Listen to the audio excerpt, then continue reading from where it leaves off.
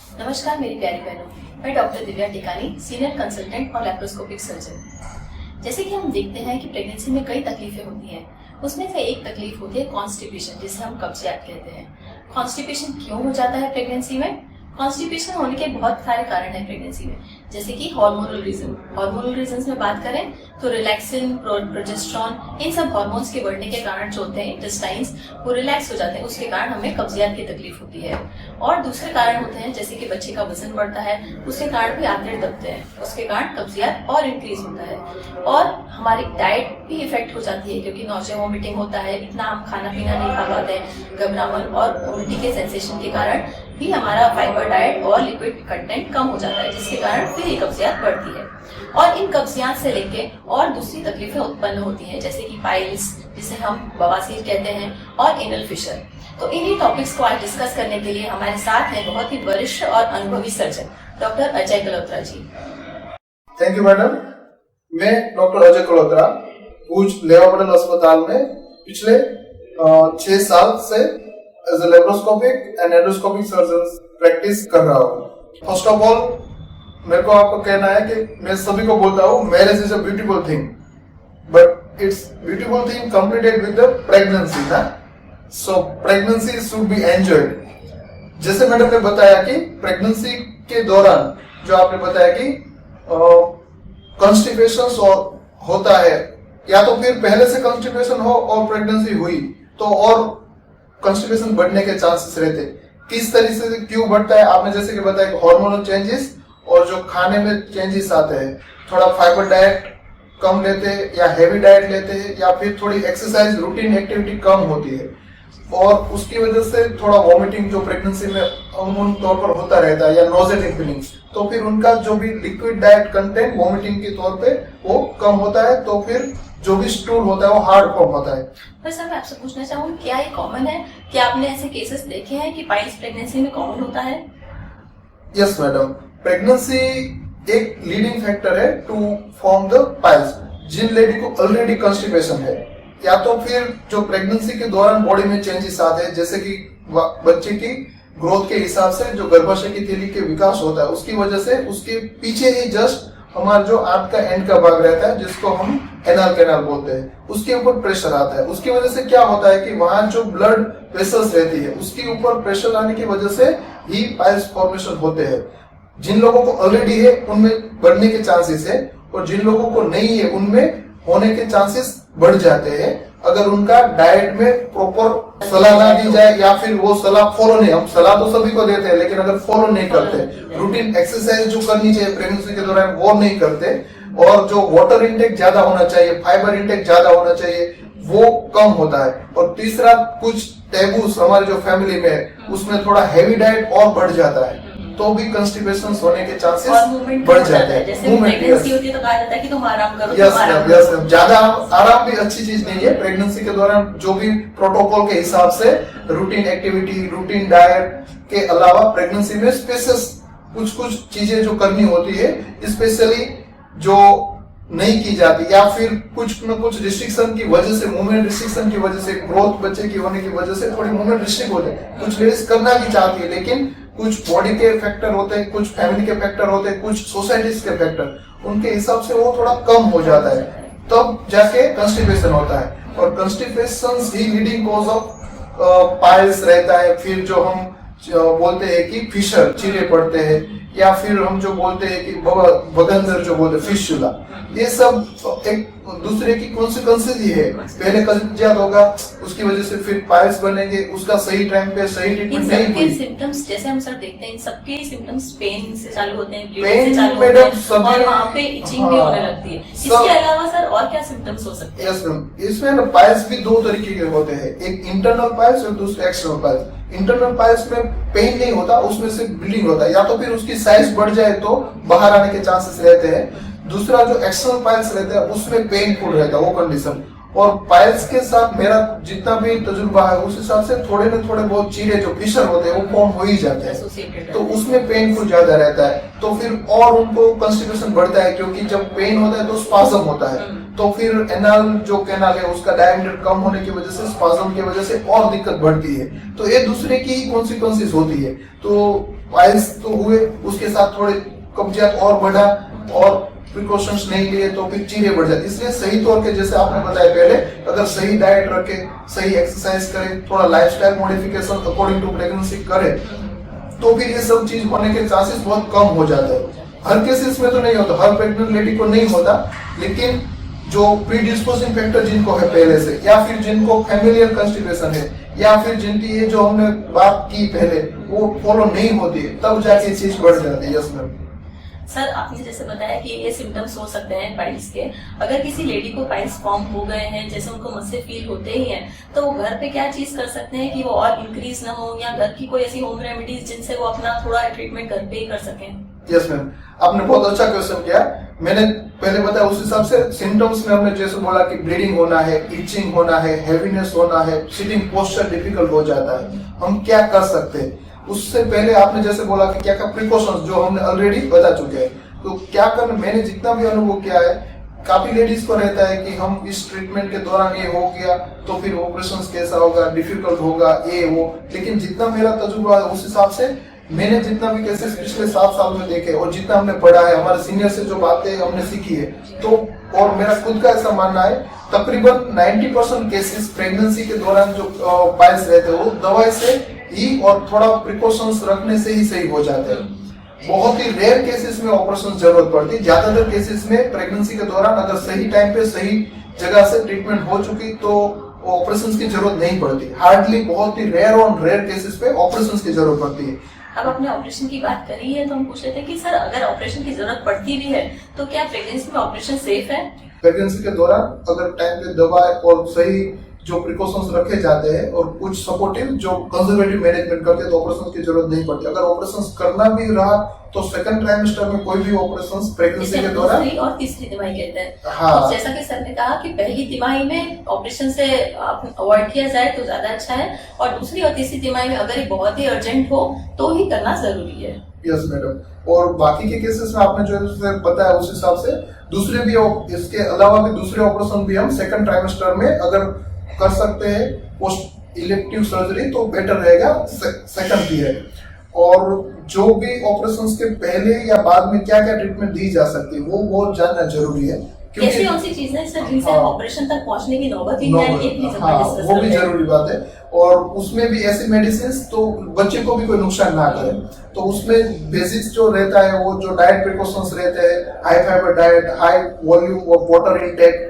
तीसरी high fibre diet बहनों, जैसे कि अपने शाक भाजी है, फल फ्रूट है, कच्चे सैलेड्स हैं, ये सब आपको ज्यादा खाना है। पानी की मात्रा ज्यादा लेना है, पानी की मात्रा डाइट में ज्यादा लेना है।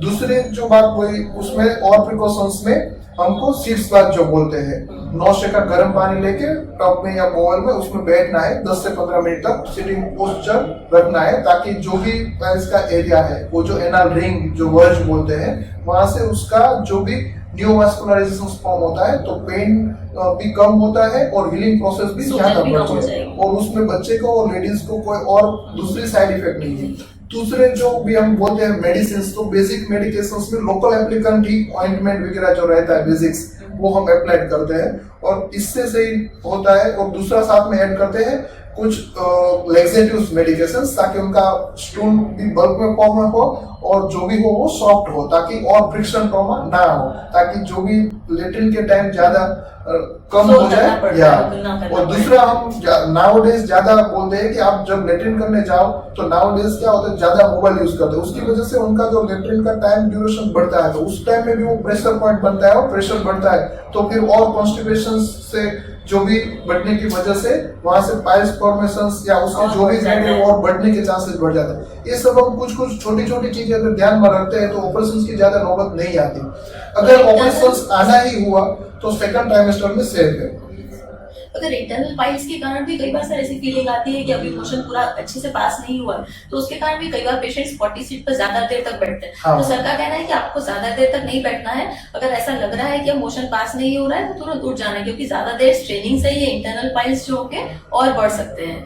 तो और दूसरा सर आप एक डोनट सीट का कह रहे थे कि जगह बैठने के लिए, जब बैठने में क्या होता है कि जब आप फ्लैट सरफेस पे बैठते हो तो प्रेशर पॉइंट बन जाता है उस जगह पे, एनल वर्ज जो हमारी मेडिकल लैंग्वेज में, या फिर जो लेट्रिन का पार्ट जो बोलते हैं वहां पर, तो ऐसा पिलो बने जो डोनेट शेप का हो, ताकि जो प्रेशर पॉइंट है उसी एक एरिया पे ना आए, पूरा बटक्स जो बोलते हैं गुदा कपाट के अलावा प्रेशर बने, ताकि बहुत एरिया में डिस्ट्रीब्यूट हो जाएगा प्रेशर। तो एक ही पॉइंट पे जो प्रेशर आने की वजह से और कॉन्स्टिपेशन बढ़ना और जो बवासीर या साइज बढ़ने की जो नौबत आती है वो कम हो जाती है। मतलब कुछ जो होम रेमेडीज जिसको हम बोलते हैं, जो हमको घर से ही सिखाया जाता है, जो हमको घर से ही ट्रीटमेंट मिल जाती है, उसमें वो सबसे ज्यादा हेल्प करती है ये दो चीज, एक तो उठने बैठने का तौर तरीके और दूसरी जो सपोर्टिव डाइट प्रिकॉशंस और बेसिक्स मेडिकेशन, कॉन्स्टिपेशन का अवॉइड करना। Yes. और ऑयल एप्लीकेशन भी कर सकते हैं। अगर आपको बहुत ज्यादा जलन हो रही तो कोई भी साधारण ऑयल अप्लाई कर सकते हैं। और जैसा कि सर ने बताया कि इसको पेन को रिलीव करने के लिए स्पेशली ऑइंटमेंट्स वगैरह आ सकते हैं, ऑइंटमेंट्स यूज कर सकते हैं, फाइबर के पाउडर्स आते हैं और फाइबर डाइट आप यूज कर सकते हैं। तो इससे आपका बेसिकली जो सिम्टम्स है वो कम होंगे। Yes ma'am. और हम पाइल्स को दूसरे लोगों की, हम मेल या दूसरे प्रेगनेंसी के अलावा जितने भी मरीज को पाइल्स होते हैं उनकी हम ट्रीटमेंट करते हैं, लेकिन जब हम लेडीज जो प्रेग्नेंट होती है उसकी जब हम ट्रीटमेंट करते हैं तो हम थोड़ा और ध्यान से करते हैं, ताकि वो एक नई लाइफ को बर्थ देने वाला है। वो जो प्रेगनेंसी शुड एंजॉयड, हम जो बोलते हैं ना, उनको उस जो पीरियड है उसको एंजॉय करना है। पाइल्स की वजह से मैडम क्या होता है कि उनका जो पूरा ध्यान जो रहता है पूरा वो थोड़ा जो एंजॉयमेंट लेवल कम हो जाता है। तो हम चाहते हैं कि कुछ छोटी छोटी चीजें अगर ध्यान में रखें, बिना डरे, बिना संकोच किए अपने गायनेकोलॉजिस्ट को जो भी दिक्कत होती है वो शेयर करें, तो वहां से ही ज्यादा सही हो जाता है। अगर जरूरत लगी और गायनेकोलॉजिस्ट उनको सलाह करते हैं तो ही सर्जन को मिलने और बाकी की ट्रीटमेंट की जरूरत पड़ सकती है। लेकिन मेरे हिसाब से अगर आप प्रॉपर गायनेकोलॉजिस्ट के अंदर ट्रीट कर रहे हैं जो भी पेशेंट और सभी प्रिकॉशंस रख रहे हैं, तो ज्यादातर केसेस में सर्जन को मिलने की भी जरूरत नहीं पड़ती।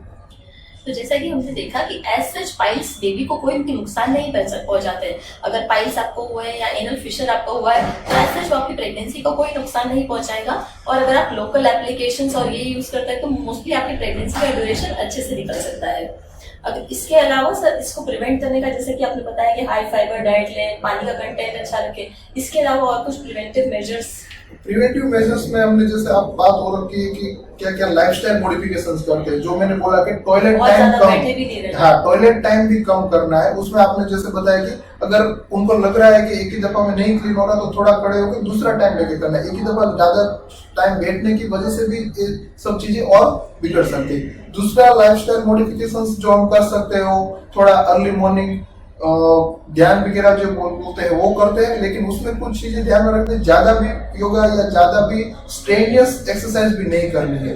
क्या होता है जो एक्सरसाइज करने में और ज्यादा कर लेते हैं तो फिर दिक्कत बढ़ जाती है। तो भी हम कीगल एक्सरसाइज के बारे में आपका क्या ओपिनियन है? बस मैं वही पे आ रहा था कि कीगल एक्सरसाइज अच्छे से करनी चाहिए, जो आप बता सकते हो कि कैसे करना है। कीगल एक्सरसाइज बहनों जो पेरिनियल टाइटनिंग एक्सरसाइज होती है, जिसे अपन पेशाब या संडास रोकने के लिए टाइट करते हैं पेरिनियम को, उससे टाइट करने की एक्सरसाइज को कीगल एक्सरसाइजेस कहते हैं। अगर आप वो एक्सरसाइजेस करते हैं तो आपका एनल वर्ज की जो मसल्स है वो टाइट होंगी, और जो बेसिकली मसल बनते लूजनेस के कारण है तो वो मसल थोड़े साइज में छोटे हैं, उनके सिम्टम्स कम होने का चांस रहता है। Yes madam. कीगल एक्सरसाइज जो भी पेरिनियम एरिया हमने बोला, बटक्स बोला, जो गुजरात गुदा का पार्ट बोलते हैं, उसको दोनों पैर क्रॉस रख के लेट्रिन या पेशाब रोकने की जो हम कोशिश करते हैं वो करना है। उसी से और जो मसल स्ट्रेंथनिंग होती है, अगर ज्यादा लेग्स हो गया तो वो दोनों कॉन्स्टिपेशंस और प्रेगनेंसी कैरी करने में और हेल्प रहेगी। और जो भी उनको हेजिटेंसी रहती है, जो भी उनको ये हमारा जो बात बताने से कभी कभार क्या होता है कि उनके खुद के जो सिम्टम्स होते हैं एज ए सर्जन हमको ज्यादा नहीं बता पाते, आप लोगों को ज्यादा बताते हैं, तो आपके साथ शेयर करें तो आप अच्छे से उनकी बेसिक्स ट्रीटमेंट देने के बाद अगर जरूरत पड़ी तो फिर सर्जन की जरूरत पड़ती है। अदरवाइज प्रेगनेंसी के दौरान पाइल्स की ट्रीटमेंट के लिए ऑपरेशन ही जरूरी है, वो चिंता ही नहीं करनी है। थोड़ा डाइट प्रिकॉशंस, थोड़ी एक्सरसाइज और थोड़ी बेसिक मेडिकेशन से सही हो जाता है। तीसरी चीज जो आपने बताई वो कि ऑयल वगैरह, तो वो भी अगर अच्छे से प्रॉपर हाइजीन रख के अगर ऑयलिंग वगैरह करता है तो जो भी स्टूल पास करने में उनको पेन रहता है वो कम हो जाता है। लेकिन बेसिस सब जो मैं दूसरे भी पेशेंट को बोलता हूँ कि बेसिस क्या, ये सब जो डिसीज है ना मैडम वो लाइफस्टाइल डिसीज है। लाइफस्टाइल में जब चेंजेस होता है, खाना बैठना उठना, वो तौर तरीके चेंज हो जाता है जो प्रेगनेंसी के दौरान बहुत ही बेसिक चीज है, वो चेंज होने ही वाला है। तो उससे की वजह से होने वाला डिसीज है, तो उसमें कोई डरने की जरूरत नहीं है। लेकिन उसमें अगर प्रॉपर प्रिकॉशंस प्रॉपर टाइम पे ले लेते हैं तो मेडिकेशंस की भी बहुत कम नौबत आती है और सर्जरी तो रेयर और रेयर हिसाब से सर्जरी की जरूरत पड़ सकती है। तो आज हमने देखा बहनों कि अपने जो एनल मार्ग से रिलेटेड, कॉन्स्टिपेशन से रिलेटेड क्या क्या प्रॉब्लम्स हो सकती हैं, पाइल्स किसे कहते हैं, बवासीर किसे कहते हैं, एनल फिशर किसे कहते हैं, उनके क्या क्या सिम्टम्स होते हैं, क्या क्या कॉजेस होते हैं और किस तरह आप होम रेमेडीज करके घर के थोड़े इलाज करके अपने सिम्टम्स रिलीव कर सकते हैं, कब आपको डॉक्टर को बताने की जरूरत है। और इसमें जैसा कि सर ने समझाया कुछ भी हेजिटेशन करने की जरूरत नहीं है क्योंकि ये मेडिकल प्रॉब्लम है। आप बिना खुला से इसका डिस्कस अपने डॉक्टर से कर सकते हैं ताकि जल्द से जल्द इसका ट्रीटमेंट हो सके और अपनी प्रेगनेंसी को एंजॉय कर सके। आपने जो बोला वो प्रेगनेंसी के दौरान कंस्टिपेशन होना वैसे तो कोई बीमारी नहीं है और फिजियोलॉजिकल चेंजेस बोलते हैं हमारी मेडिकल लैंग्वेज में। और अगर हमारे मतलब लेमन लैंग्वेज में बोले तो पेशेंट को प्रेगनेंसी के दौरान शरीर में हार्मोनल की वजह से होने वाले चेंजेस का ही पार्ट है। तो ये कोई डिसीज भी हम नहीं बोल सकते, ये थोड़ा बेसिक्स जो मेडिकेशंस और जो प्रिकॉशंस हमने रख रहे हैं उससे ही सही होने वाली एक चेंजेस है, वो कोई डिसीज के तौर पे भी हम ज्यादा नहीं लेते। हाँ, उम्मीद करती हूँ आज का वीडियो आपको बहुत यूजफुल लगा होगा। अगर आपको हमारा वीडियो आज का यूजफुल लगा हो तो प्लीज चैनल को लाइक, शेयर और सब्सक्राइब करें। थैंक्स अ लॉट सर आज हमारे चैनल में आने के लिए।